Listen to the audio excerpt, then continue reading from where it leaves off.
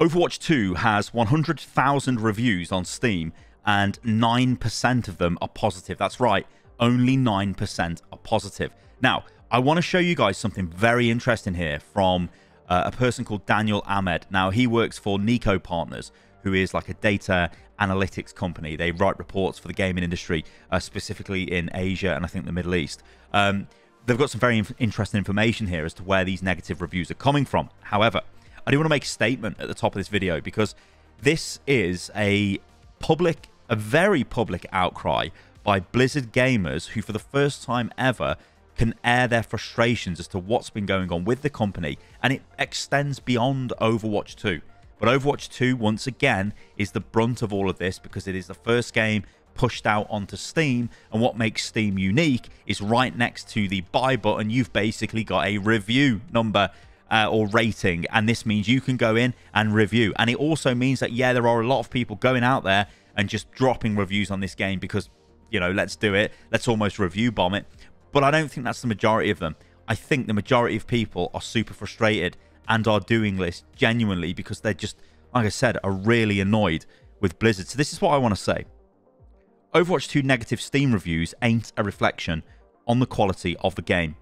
It is a reaction to the blatant short-term monetization cash grab the game was forced to be, coupled with the content drought towards the end of Overwatch 1's life and the mass confusion derived from Overwatch 2 being a sequel. It all adds up. Overwatch has got unique gameplay, incredible visuals, world-beating audio and narrative design. There is no game like this. It's got all the ingredients to make magic, and in fact, in the past, it was magic.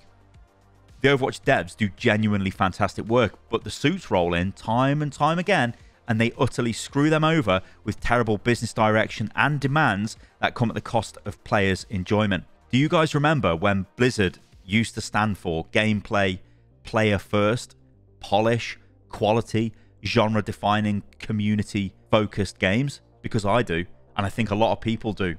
So this Steam review, the fact that Overwatch 2 is now the lowest rated game on the entire platform, is a joke. I mean, there's no world in which Overwatch 2 can be seen as the worst game out there. It is not.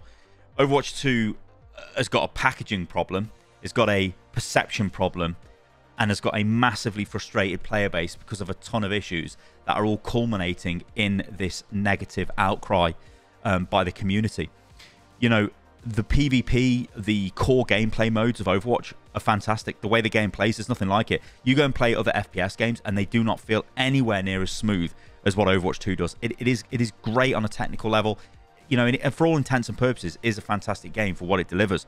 The problem is, and as I've been over time and time again, it is the wrapper in which this game is delivered is just terrible. It is a wrapper built by money men. It is a wrapper designed to extract as much revenue out of the player base as possible through frustrating them to make purchases. That is the way this game is monetized. It is so short-sighted. It is clearly driven by people who have got no idea or no want to even be involved in any kind of positive game design, because that's not what they're about. They're about generating revenue to keep the shareholders happy and keep Bobby happy and everybody else happy, that they don't care. That they will sell off gameplay at the cost of players' enjoyment to make more money. And that is so incredibly sad.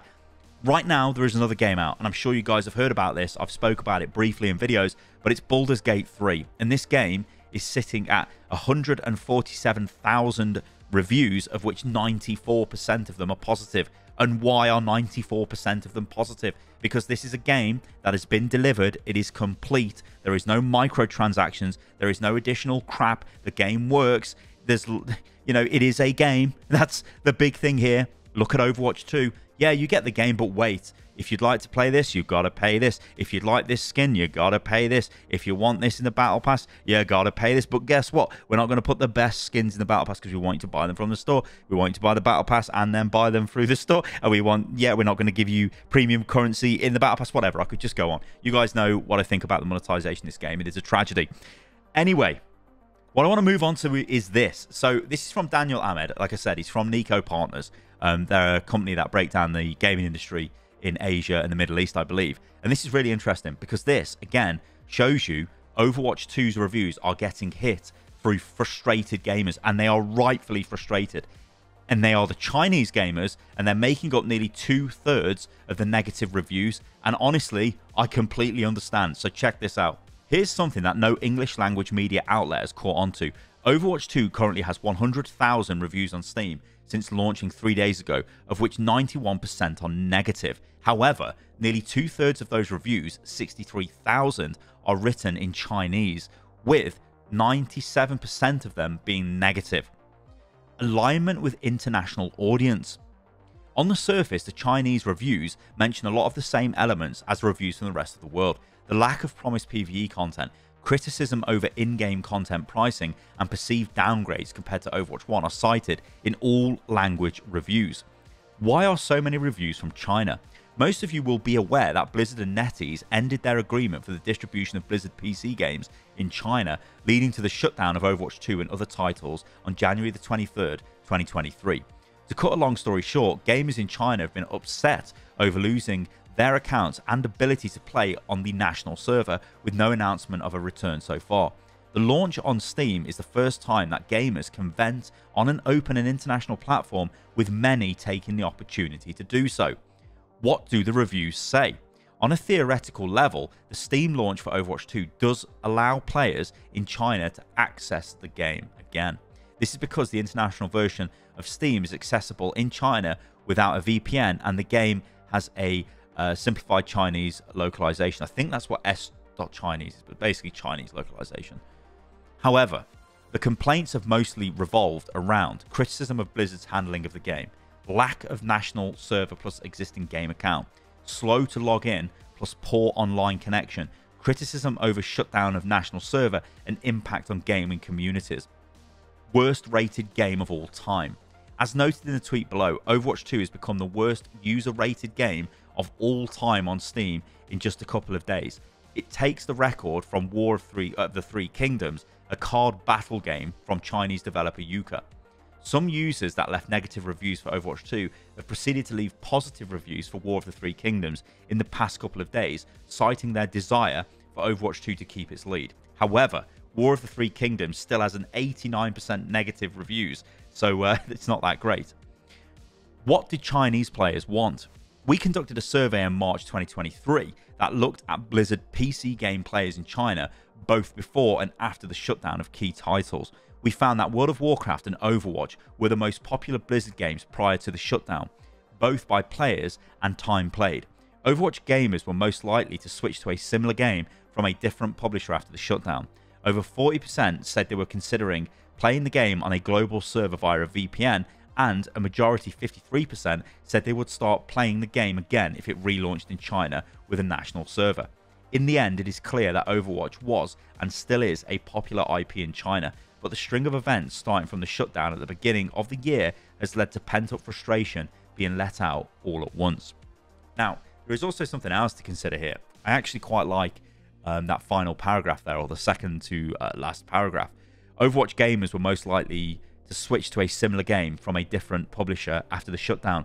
And what game has gone live in China? That's right, Valorant has gone in. So they know what they're doing, Riot. They've gone in, they've seen Overwatch has been removed from the market, they've redoubled their efforts and got their game added to the Chinese market, and there's a very real world in which that game now is scooping up a lot of the players that would have come back to play Overwatch 2. So what is the moral of the story here? Well, I think the moral of the story is simply this. Gamers are frustrated. Gamers want games to be complete. They don't want them to rip them off. They want to feel like they're playing games, and then by extension, through the enjoyment the game provides them, they are willing to part with cash, whether that's on DLC, whether it's on even in-game cosmetics, whatever. But they get to a point where they've got a good relationship with the game. The problem with Overwatch 2 is, and I think, you know, I'm not going to go into detail on other Blizzard games, because I know Diablo 4 is getting absolutely battered right now as well for a bunch of issues that game has got wrong with it. But for Overwatch 2, I can right now go away and just play the new hero. I think Iliari is fantastic and have a great time for a few hours, and that's great. I could play in comp, I could play, well, I can't play in comp, but you know, I could play her on quick play. I could go and play comp if I wanted to. These are things I could do and it would be fine. But then, where do I engage with the monetization of the game? When I look at things like, look at the battle pass, it just makes me think, oh, that's not great. Okay, I'm not the biggest fan of battle passes anyway. I think the whole notion of paying to then be given permission to grind stuff within a time frame is completely friggin' ludicrous anyway. But then, like, even beyond that, we look at the store and things are just wildly expensive. And there's just tons of problems, right? And that is the issue with the game. Players are frustrated and they're letting it be known. I do want to end the video on this as well. The developers, I think almost all of them, they've got their heart in the right place. Developers do not make decisions on monetization. They may give input, but at the end of the day, that's like way above their pay grade. The developers are given tasks to complete. They're told to make this system, build this, do that. And they go and do that. And not all of it gets used, as in the case of the talent system for Overwatch 2. Completely scrapped, but a lot of development hours went into that. So do not blame the developers. The developers are, it's their day job. And I've also seen people coming out there saying like, oh, well, if you know your company you're working for is absolutely shit, why don't you just leave? Are you in the real world if you're making those comments would be my response, because most people work for companies that are run by absolute terrible people. But you have to work. You have to earn money. You cannot just leave your job. You can't just go, right, that's it. I'm out of here. I've had enough of this. I'm leaving. Very few people can do that. So people do get stuck a lot of the time where they're working. And, you have to have a bit of sympathy for that. So do not go in on the developers. People that go on the devs are just terrible. And if any, like, content creators or anyone with audience are going in on individual developers, they're just idiots themselves. And they need to be slapped, quite frankly. But, yeah, that's what I think right now is going on with Overwatch 2. It makes me sad because I still think the game is, the actual game is great. And, I don't care. People can come at me and go, oh, Sty, what the hell, Overwatch 1 was better. It wasn't. Overwatch 1 was not better than Overwatch 2. But the crazy thing is, we shouldn't even have Overwatch 2, should we? I said this at the top of the video, didn't I? Overwatch 2, being the fact it's a sequel, is so confusing to people because really all it is the resumption of content into Overwatch 1. But this time, they've removed the salt and just made it 5v5. That's literally it. That is it. That is it. It is mental. There is one interesting thought I would like to end this video on, though. Can this actually be recovered? Has the image, the brand of Overwatch, been so devastated by the last 6 months and the absolute, terrible 2, maybe even 3 years it was before that, where everything was just grinding to a halt? It's mental. It is crazy to me. I won't go into too much detail here because this was a private conversation and I won't talk about the people who were involved. But I remember going to Blizzard in 2018 and I remember sitting outside by the big orc statue. There was a barbecue truck there and there was a bunch of developers. In fact, all of the developers around that table have since left Blizzard. And I remember saying to them, guys, why are you slowing down content for Overwatch? They wouldn't tell me why they were slowing it down, but they made it very clear they were working on a sequel in a covert kind of way. Oh, but there's a new game coming, right? Or we're working on something big and all this stuff. And I remember saying, I really hope this doesn't come at the cost of what you have got here with the current game. This game, you need to keep updating it. And I remember they were like playing coy with me. We were having a bit of a fun conversation. Years later, it then came to be quite clear to me that they didn't actually view Overwatch as a live service game. It was Overwatch and it had a couple of seasonal updates and that was it. And they were going to add heroes and then they were going to slow down and then they were going to make Overwatch 2. And that maybe would turn into a live service game, but would have a massive single player campaign attached to it with all the hero missions and the talents and everything. But yeah, I think we can look back and say, you know what? Overwatch basically the Overwatch team created a PvP. I mean, this was lightning in a bottle, this game. It was just absolutely went to the stratosphere, completely failed to realize that, and then went away working on PvE. I will never understand why they didn't build another team to keep working on PvP or even build a team to work on PvE. Makes no sense to me, and I don't know. But the big question here is, guys, do you think the game can actually even recover from this? Like, if it can, I think in my eyes, it's going to take years of great update after great update to even get to any sort of level where, the game gets respected again, I guess. All right, guys. I'm still out here enjoying Overwatch 2, though. And I hope you guys are as well. All right, guys. I'll catch you on the next one. See you soon.